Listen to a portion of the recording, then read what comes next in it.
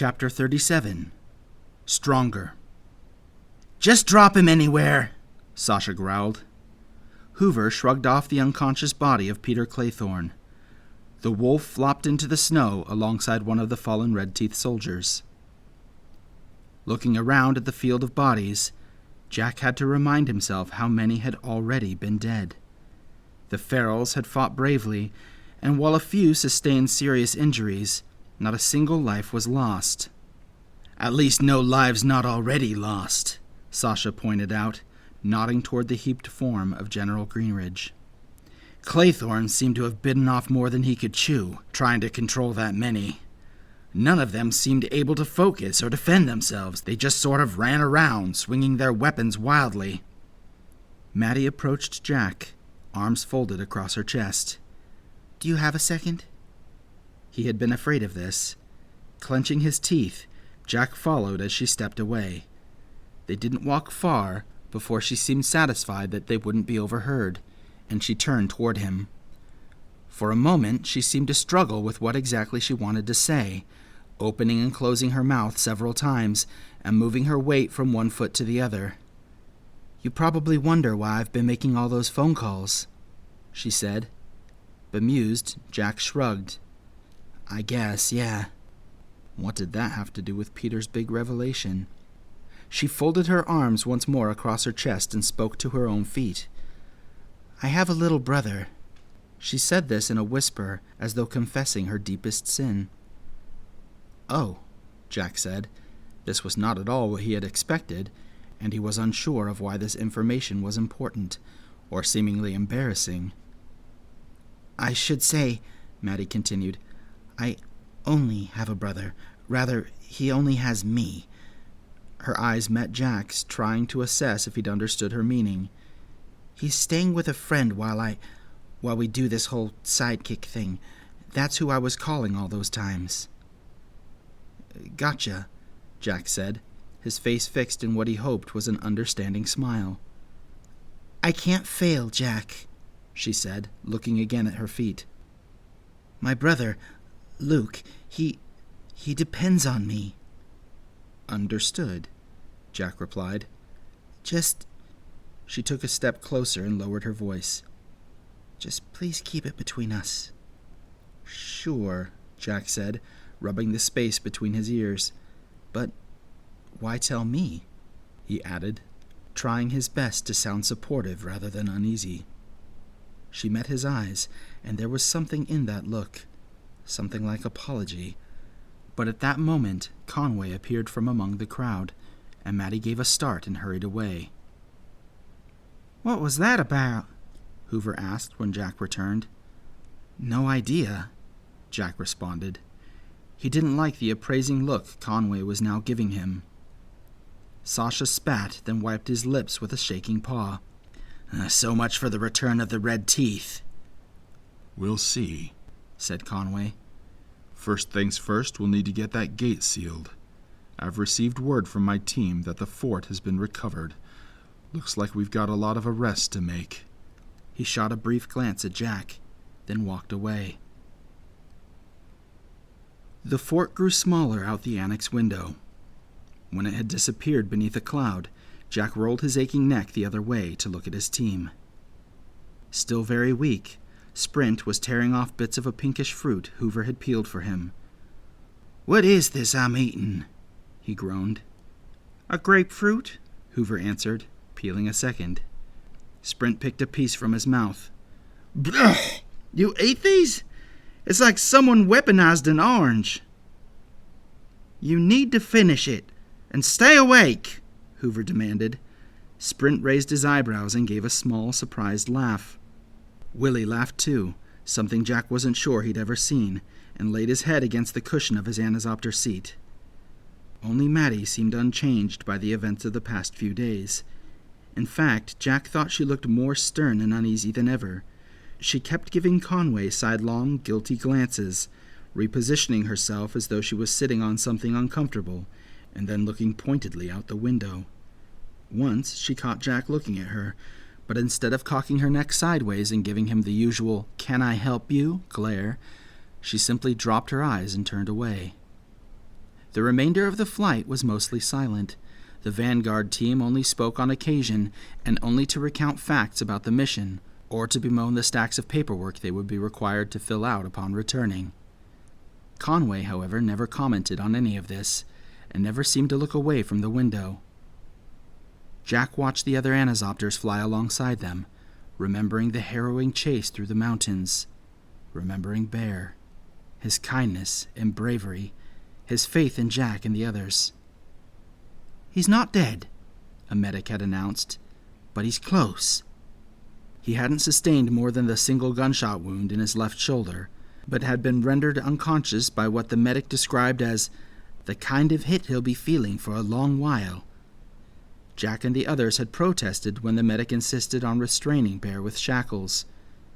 "Only until he's awake," the medic had reassured them. "After all, Peter Claythorne is here too." Indeed he was, bound and blindfolded in another of those Anazopters, about to spend the rest of his life in prison. At this thought, Peter's words came to Jack once more. "Dr. Walraven has been hiding you away all these years. His own private secret. The sapling is a fake. You have the alpha power." But it couldn't be true. No matter what he thought he might have remembered, if he'd had King's powers, why had others always needed to come to his rescue? Dr. Walraven at the mill, President Brisk at the harbor, Harding at the ravine, Conway at the gate. Surely Jack wouldn't have needed their help if he'd had King's powers all along. And if Dr. Walraven knew, why hadn't he told Jack? The day the wolves attacked, why hadn't he told him then that Jack could have saved them both? It just couldn't be true. Darkness had fallen by the time they reached the southern edge of the sea. In contrast to the bland gray tone the city had when they'd left, it now looked as vibrant and alive as the insides of a pinball machine. Neon lights stretched across the faces of sparkling glass buildings. Veins of headlights weaved throughout the grid-like network of roads. The campus formed a dark patch along one edge of the city, flecked throughout with yellow pathlights. The annex was low enough now that Jack could see figures walking along those paths, could see the detail of the trees. They passed over Kelly Hall, across the black water of the lake. Smoothly they sat down on the roof of the launch center. The wings ground to a stop, and Jack became aware of his own heartbeat. Something felt wrong. Carrie Ann, the boar in the brown flight suit, pulled the door open from the outside and stood to one side. But instead of unhitching their seatbelts, the vanguard team looked toward Conway. He sighed, cleared his throat, and spoke. "Vanguard, please take responsibility for your apprentices. Exit the craft and return them to the barracks." He met Jack's eyes. "Jack, please remain seated." Heart hammering, Jack began to speak, but Sprint beat him to it. "This was you, wasn't it?" he said, looking at Maddie. Then he turned to Conway. "Whatever she told you, it's not true." He nudged Hoover, who looked uneasily at his own paws. And then Jack understood. Sprint knew about the key, of course, but he'd been unconscious when Peter had spoken. The others had heard everything. The crash, King's death, King's power. And Maddie had told Conway. Dixon, Pan, Lude, and Ford unclasped their restraints and hopped out onto the concrete. Maddie followed them, looking as though eye contact with anyone might turn her to stone. But Sprint, Hoover, and Willie remained in their seats. "What's going on?" Willie asked, looking between Jack and Conway. "Never you mind," Conway said. "Exit the craft and join your mentors." The sound of footsteps brought their attention to the door. Armed soldiers came to a stop outside the annex, raising their rifles and pointing them into the annex bay. "Whoa, what is going on?" Sprint echoed, his tone both alarmed and demanding. "They're kids! Lower your weapons!" Conway called without looking at the guards. "Greenacre, Dryout, Fenelman, I want you out of this annex immediately." Reluctantly, and with mutinous glares, they did as they were told. When they had joined their mentors and the flight crew and had left the rooftop, Conway spoke. "Don't think too harshly of her, Jack," he said, jerking his head to where Maddie had disappeared. "She has an adult's burdens. She has to do what's best for her. Jack gripped his pant legs to keep his paws from shaking and said nothing. Conway met his eyes again, then sighed. Where is the key? Jack blinked. This was not the question he had expected. The key. The key was the least of the secrets he was now harboring. Mistaking the confusion on Jack's face, Conway continued. Several months ago, a key was stolen from animal control. I was told that you know something about it. So he only knew about the key, then, and nothing about Peter Claythorne's wild theory about Jack having the alpha power. This was poker. Maddie might have sold him out, but she hadn't given Conway all of Jack's cards. She'd left room to bluff. Now it was time to hitch on that poker face. He looked out the open door. Those soldiers, with their faces obscured behind glass faceplates and their black rifles, looked truly menacing. I don't have it anymore. You lost it? Conway said, his eyes widening. No, Jack said, but someone else has it now. Conway looked uncertain. Okay, who? I can't tell you, Jack said. Conway's eyes grew wider still, and he seethed. What do you mean you can't tell me? It's safe, Jack said. That's all I can tell you. Something unusual caught his eye. The soldiers were standing almost completely still, but one of them made a subtle movement, one nobody else seemed to have noticed. It looked to Jack as if they were pickpocketing the soldier in front of them. Jack, do you have any idea what that key is? If the wrong side got hold of it. They won't, Jack said confidently, thinking of President Brisk. There it was again. This time it was a shorter soldier to the left. They took one paw off their rifle, withdrew something from their belt, expertly reached to the soldier in front of them, and returned their empty paw to the rifle. But that's not your decision to make, Conway said. If I don't get the key, you'll leave me no choice. Jack tried to meet Conway's eyes, found it impossible, and simply shrugged and shook his head. In that case, Conway sighed and unclasped his restraints. He dropped to the roof, paused, then looked back at Jack. Arrest him. The soldiers moved in, their rifles half raised. But a shrill noise behind them brought them all to a stop. One of the anazopters along the opposite end of the rooftop was whining to life. Its dragonfly wings pumped downward. At first, the wings simply slapped the bodies of the anazopters to the right and left. But as the wings picked up speed, the other annexes were pushed sideways, scraping along the cement until they pressed up against the next ones in line. A pair of paws gripped Jack's chest, taking him by surprise.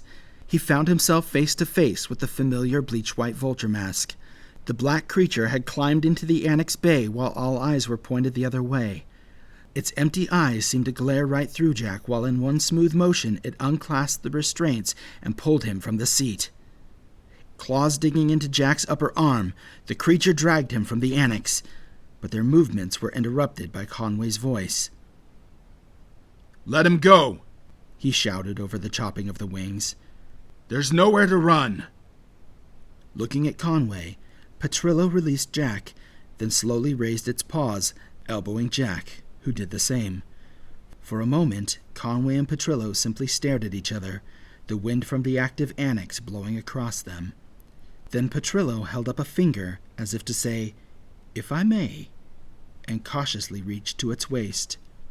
The creature unclasped a small black device. It looked to Jack like a remote control for a toy car, with a small green light at the top. Soldiers raised their rifles in unison. The red dots of a dozen laser sights popped up on Petrillo's chest and forehead. Drop it, Conway ordered. Don't do anything stupid. Petrillo raised his paws in surrender, but still clutched the small remote. I said drop it, Conway repeated. Petrillo complied, tossing the object aside, but not before mashing a thumb down on one of the buttons. As the remote clattered to the floor, the chopping sound grew louder, and the annex behind Conway lifted off into the air. Jack watched as the machine floated away like a released balloon, no pilot at the controls. Just as he began to wonder if Petrillo's only plan was to make Conway mad, something thin and black caught his eye. It looked like some kind of rope. It dangled from the body of the annex, writhing wildly on the wind coming from the wings. Then, with a sudden pop, it snapped tight. "Hey! Hey!" yelled a soldier. He was pulled violently to the pavement and was dragged across the rooftop. The soldier next to him fell also, then the next. Seeing what was happening, the others dropped their rifles, grabbed wildly for the rope strung between them, and squatted down as if preparing for a tug-of-war. The moment the rope grew taut, however, they were pulled roughly to the ground as well, dragged along the rooftop, and one by one were hoisted into the air as the annex gained altitude and carried them screaming into the black sky. The night grew silent once more, and Petrillo lowered its paws. Conway and the creature considered each other for a moment. If looks could kill, Jack thought, Petrillo would have dropped dead on the spot. He shielded his eyes as Conway exploded into flames. "Jack comes with me," the falcon said in his godlike voice. In response, Petrillo turned to Jack and jerked its head toward Conway. Squinting in the brilliant light, Jack walked forward, past Conway, and was grabbed around the collar by one of the two remaining soldiers. "Get him out of here," Conway commanded, his white-hot eyes still fixed on Petrillo. The shorter soldier tugged Jack roughly, and they passed between the rows of remaining anisopters that lined the rooftop. The other, taller soldier threw the stairwell door open. Jack was shoved inside, and the door slammed with an echo. They stopped on the upper landing. "We gotta go," said the taller soldier. His voice was deep and husky. "Just a moment, darling," said the shorter one in a high, sing-song voice. She shrugged off a duffel bag, dropped it to the floor, and unzipped it, then extracted a black helmet with a plastic faceplate identical to the ones they both wore. "Put this on," she said. "Tuck them ears in, and these, quickly." She dumped out the contents of the bag, revealing gloves, boots, and armor. "For real, we have maybe seconds." Bemused, Jack threw the items on as quickly as he could. The helmet wobbled on his head, and he was absolutely swimming in the body armor. The boots fit, though. Close enough," the female soldier said, then pushed him forward once more. They jogged down the stairwell, crossed through the launch center lobby, and out into the night on ground level. There was a loud crashing sound, the burst of flames over their heads, and the scraping noise of metal. "Look out!" the larger soldier said, pulling Jack backward as the tail section of an anisopter crashed before them in a ball of fire. There was a blur of motion. Dixon appeared so quickly before them, Jack might have thought he had teleported, if not for the way the smoke was curling where he had passed through. "What happened?" "Petrillo," the larger guard said, pointing toward the roof. Without waiting for further explanation, the Greyhound zipped off into the building. "Is it me?" asked the larger soldier. "Or are they getting dumber? Wait, what are you doing?" The female soldier, who wasn't much taller than Jack, was rummaging through the duffel bag once more. "No, come on," the male one demanded. "We don't have time for your urban habits." "Urban habits?" the female said in a mock hurt voice. She withdrew a silver can from the bag, shook it briskly back and forth, and turned to face an animal control logo that stood out from the exterior wall. "This, my brawler friend, is art." She began spraying white paint across and around the falcon shape, moving the can skillfully in small arcs. She took a step back, examining her work, although through her faceplate Jack couldn't tell if she was happy with it or not. In any case, she snapped the lid back onto the paint, dropped it into the duffel, and nodded forward. They jogged around the burning remains of the anisopter and into the night. White paint dripped down the falcon and the wall behind it, although it no longer looked like a falcon. A face had been painted across the body, turning the wings into great flopping ears. The tail was extended into a long trunk, on either side of which two large curved tusks swooped downward. And above the newly created elephant's head, thin white lines trickled from letters spelling a single word. Stronger.